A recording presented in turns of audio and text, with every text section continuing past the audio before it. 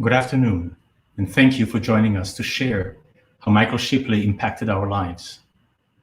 My name is Asaf Keller. I'm the interim chair of the Department of Anatomy and Neurobiology.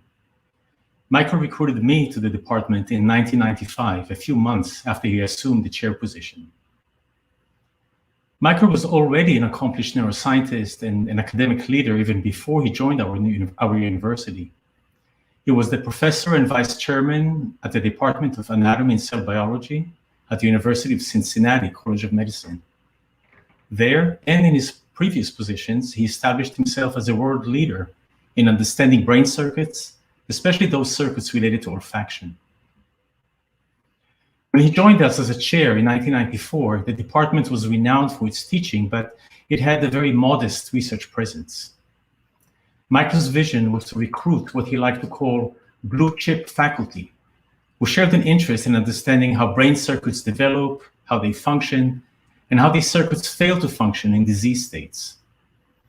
Michael had an uncanny ability to identify superstars. He recruited 27 faculty members. All of us received NIH funding, and 85 of us achieved tenure. We all succeeded because Michael mentored us.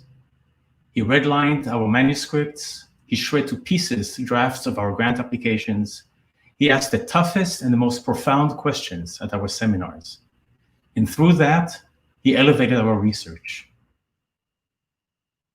And he still had time, while he was busy growing our research portfolio more than 12-fold, to establish the program in neuroscience, which became the first and still the most successful graduate program on campus. So many of you wanted to participate actively in this remembrance. We established an online page for everyone to leave notes. It is on our website. And we chose a small number of individuals to represent different facets of Michael's life. Dr. Albert Rees, Executive Vice President for Medical Affairs at the University of Maryland, Baltimore, and the John Z. and Akiko K. Bowers Distinguished Professor, and the Dean of the University of Maryland School of Medicine will start. Dr. Jay Perman befriended Michael when Jay was the chair of pediatrics at our school.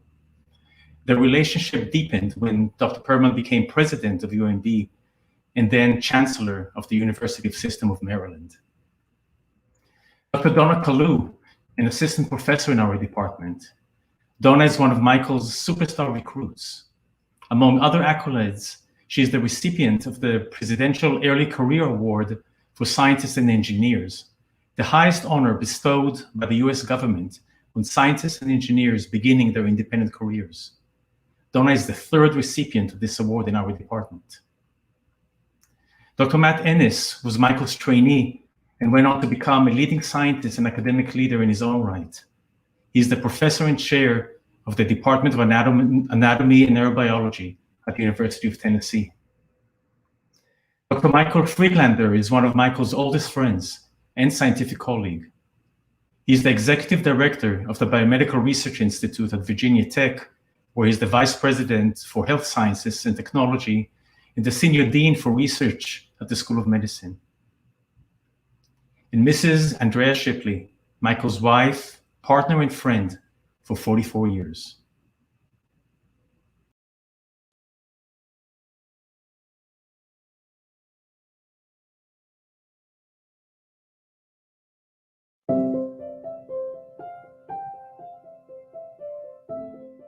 Good afternoon, and thank you for joining us this afternoon to honor the life and legacy of our very good friend and colleague, Dr. Michael Shipley.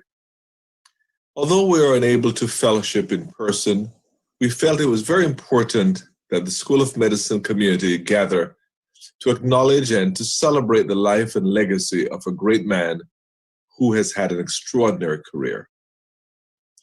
Dr. Shipley's 25-year-long career at the School of Medicine was marked by tremendous success. His career accomplishments and successes are legendary, and I could speak for hours just recounting his many successes and achievements here at the School of Medicine. He was truly one of the most distinguished colleagues, scientists, teachers, advisors, and friends. He served as a global leading expert on neural networks, publishing more than 185 peer-reviewed papers, invited reviews, and book chapters. He was continuously funded by the National Institutes of Health for more than 4 decades. He also built the Department of Anatomy and Neurobiology into great success that has earned national and international prestige. And this is just to name a few of his accomplishments. The famed poet and philosopher Johann Wolfgang von Goethe said once, and I quote him, "You can easily judge the character of a man by how he treats those who can do nothing for him." Well, Dr. Shipley's character was quite exceptional, as he treated everyone with the same respect, dignity, and attention. Aside from his many accomplishments, I'll remember Dr. Shipley most for his integrity, his thoroughness, and his absolute attention to every detail, but most importantly, for his wisdom and his sage advice. I have been fortunate on many occasions to have sought and to have received his wise and selfless counsel. He would sometimes say to me, "Al, I think you should wait." Or, "Al, I don't think you should go in this direction, but go in that direction," even though a particular direction may not be to his personal benefit, just a sense of selflessness. I feel grateful to have known Michael for the past 14 years and to have worked with him to enhance the standing of the School of Medicine. Mike has been a great supporter and a colleague, as well as a trusted friend, especially during challenging times. This afternoon, you will hear from just a few of the perspectives of this great gentleman. I'm certain that each one of you has special stories about Michael that could be told well into the night. Let's treasure those stories, embrace the lessons, and let's carry Michael's legacy forward as treasured possessions, which we can call upon from time to time. Together, we will ensure that the legacy of this great man, Dr. Michael Shipley, our dear friend and colleague, lives on in perpetuity. Again, thank you all for joining us this afternoon. Andrea, Christian, Catherine, colleagues, I do appreciate the opportunity to reflect on Michael Shipley. Those of you who have been a part of the School of Medicine and UMB for several decades realize that Mike and I were fellow department chairs for a period of years. He a basic science chair and I a clinical chair. On the face of it, what could we have in common? Certainly not our disciplines, not our scholarship, not daily or even weekly interaction. On the face of it, not much of anything. And yet, Mike and I became much more than fellow chairs. We became close friends. We and our spouses, Andrea and Andrea, we enjoyed social times together, lovely dinners out, full of warm conversation, walks on beaches we both loved in the low country of South Carolina, those memorable holiday parties at the Shipleys that I know many of you enjoyed over the years. I've often thought about how it came to be that I so valued and enjoyed Mike's company. For want of a better one, let me use a worn-out term to describe Michael Shipley. Mike was the ultimate straight shooter. If you asked him a question, if you asked his advice, that's what you got.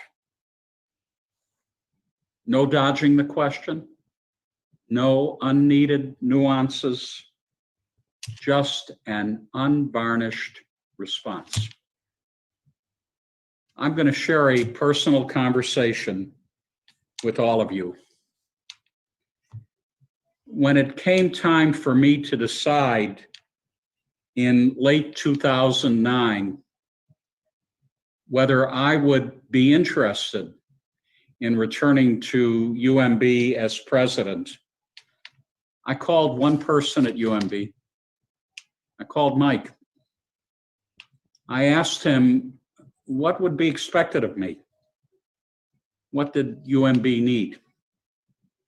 He told me that UMB, for all its extraordinary achievements and value to Baltimore and Maryland, did not get the respect he thought it had coming. That's what he wanted for UMB. That's what he wanted out of the next president. Well, you can be the judge of what followed, whether UMB has achieved that prominence. But these words I offer are not about me or about UMB. I offer them to make the point that I went to Mike for counsel. And frankly, I took my marching orders, unofficial though they were, from him. His words were my inspiration going forward. Mike, my friend, going forward, I'll need to find other people to call.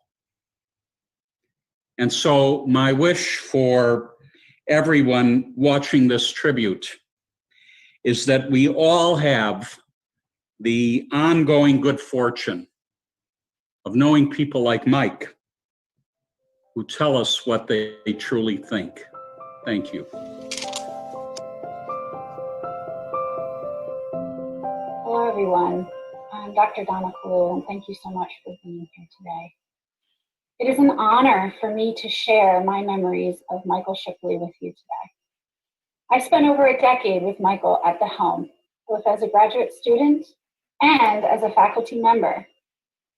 As a student, I knew Michael through our hallway encounters and his insightful questions at journal clubs and seminars.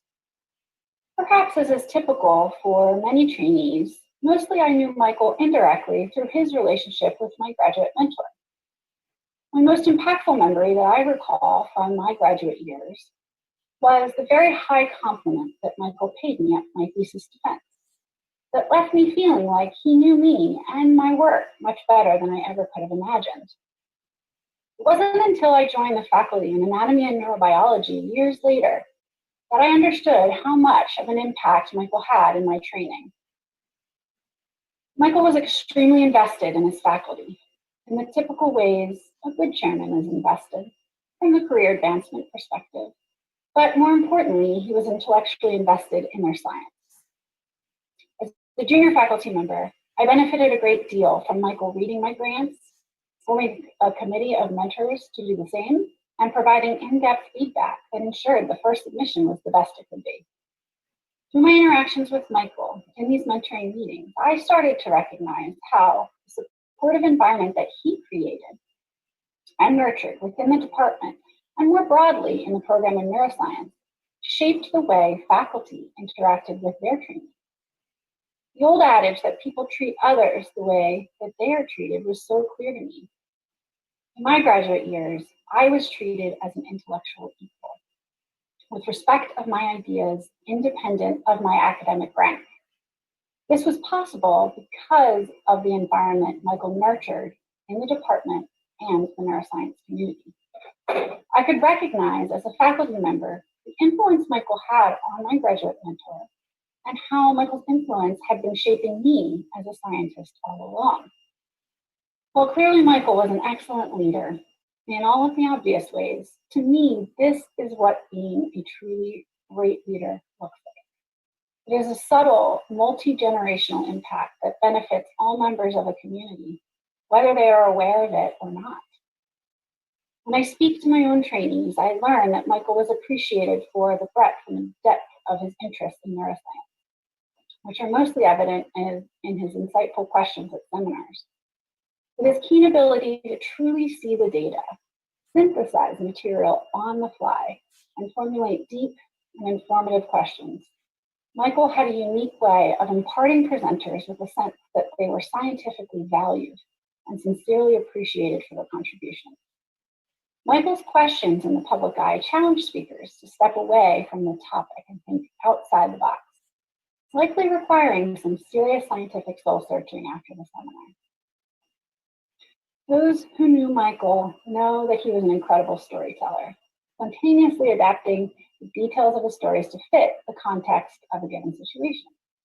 For any professional or personal circumstance, Michael had a keen awareness of what story to tell and what details to emphasize so that the lesson that he had learned from his own experience could be extrapolated to your own situation. In addition to this being an amazing party trick, in the professional domain, it was a brilliant way of giving advice or guidance without explicitly packaging it as such.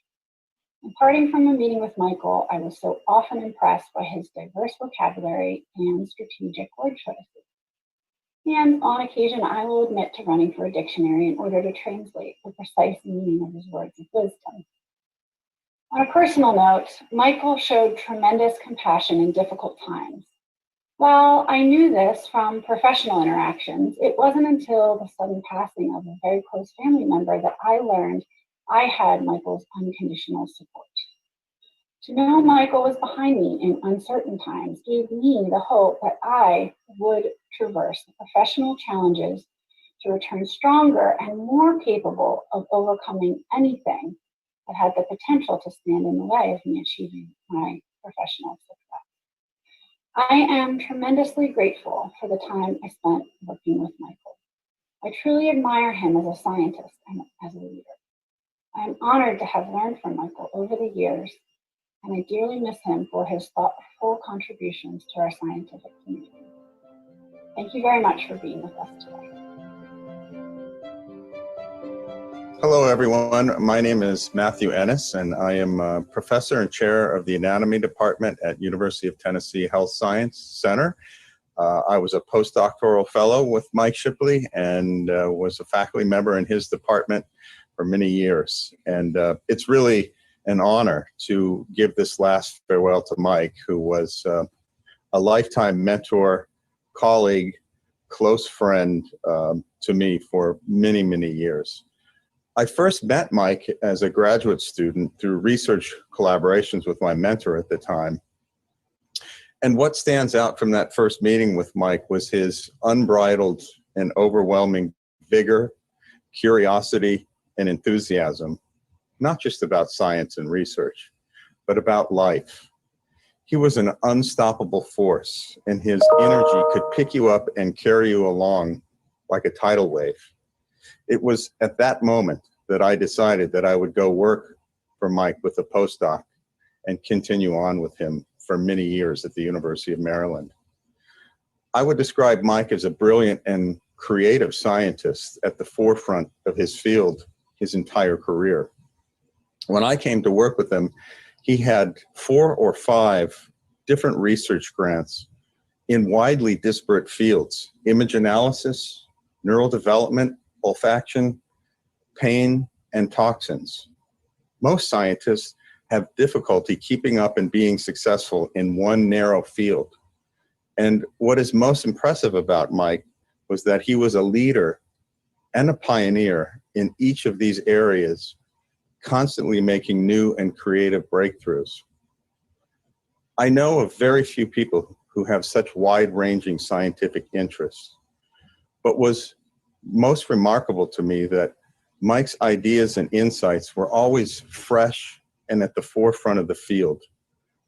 I was to observe on many occasions over the years with visiting scientists at lab meetings with local colleagues and students, that Mike, after listening to someone's research for 10 minutes, could, regardless of the research area and in real time, suggest new ideas to that person that then became groundbreaking work for their research program.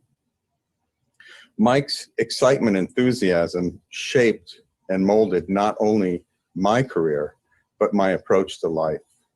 I would not have been half as successful as I have been without the many lessons I learned in our time together.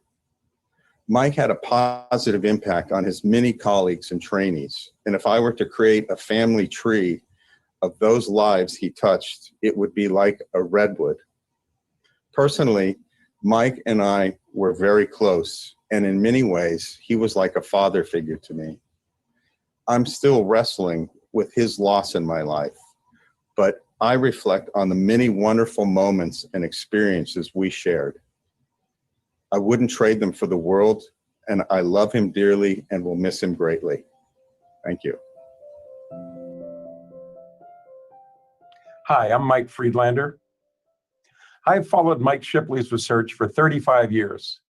I got to know Mike personally more so over the last 25 years, becoming a colleague, and when both my wife Sandra and I became friends of his and Andrea's. Mike's research speaks for itself. He was an innovator, fearless, precise, and prolific. His work will stand the test of time and continue to provide a scaffold for the understanding of sensory processing in the brain. But my most indelible memories of Mike are through the national departmental leadership meetings that we both attended regularly, the AACBNC and the AMSNDC, the alphabet soup where Mike would fondly refer to each as that other group with the initials. Although the Association of Cell Biology and Anatomy chairs had been in existence for years, when I reached out to Mike to look for interest in volunteers to develop a similar association for neuroscience department chairs from medical schools, he was all in. I knew of Mike's research prowess, and I knew that he was in the early days of building a very strong department at Maryland at that time, but I didn't yet know of his incredible insight into university leadership, politics, and finance. At every meeting, Mike articulated the issues at hand directly and with clarity. Not everyone was always comfortable with that honesty and directness that sometimes went on in great detail, but everyone respected it. And when Mike talked, others listened, and he stimulated lively conversations.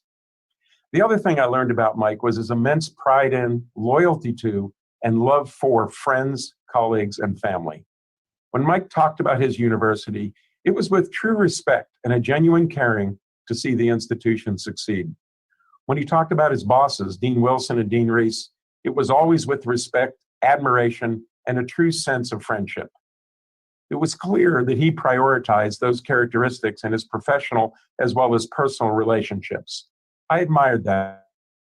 I know that he was extremely proud of being named the Donald Wilson Professor and Chair, and that when he was stepping down as chair and health was becoming a challenge, he shared with me the support that Al Reese provided him and how moved he was by that humanity. But if you wanted to hear him brag, just ask Mike about his department, the staff and the faculty he recruited and mentored over the years. They were all truly family to Mike, and he took a real joy in their successes. You knew if you were an early career faculty member, Mike would be exactly the kind of department chair that you would want. He would put your career success high on his agenda. He had your back. And when you really wanted to set him off on describing how much he cared for someone, just ask him about his family. Mike's love, respect, and admiration for Andrea rivaled and surpassed his love of science and his department. He would regale us with stories about his and Andrea's early days touring Europe on a motorcycle, trips they took together, or her jewelry making business, and how impressed he was with her as his wife, as a mother, and entrepreneur. I miss Mike, and I know that many of his colleagues will miss his wit, insight, and friendship at our annual meetings. His life touched many people and institutions.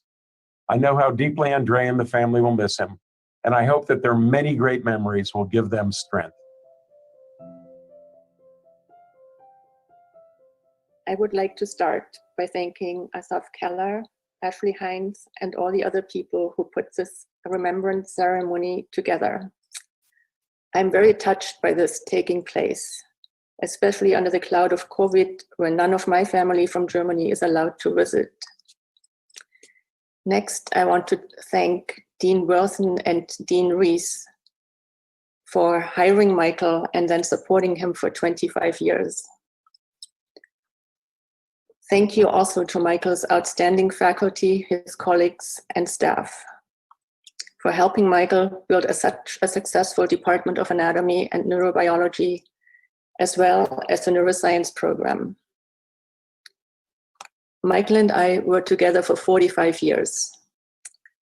We met in Munich, Germany in 1975. It was love at first sight. Yes, that does exist. We decided to get married after 3 dates, which was kind of crazy, but that's what we did. Our first 2 years together, we lived in Lausanne, Switzerland. Then we decided to return to the United States because Michael thought that would be better for his career. So in '78, we arrived in Chicago. And for the next 15 years, I barely saw my husband. He worked days, nights, weekends, and most holidays. In spite of that, we were still able to raise 2 wonderful, loving children, Chris and Katie. Michael's work was his passion, so that's where he spent most of his time. Our years together were always interesting and exciting. We shared a love for travel, good food, good books, and especially good conversation.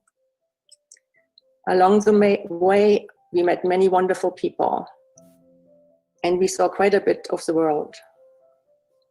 I feel lucky that we found each other and that we were able to walk through life together for all these years. Thank you all very much for having been part of Michael's journey. And thank you for being here today. Thank you.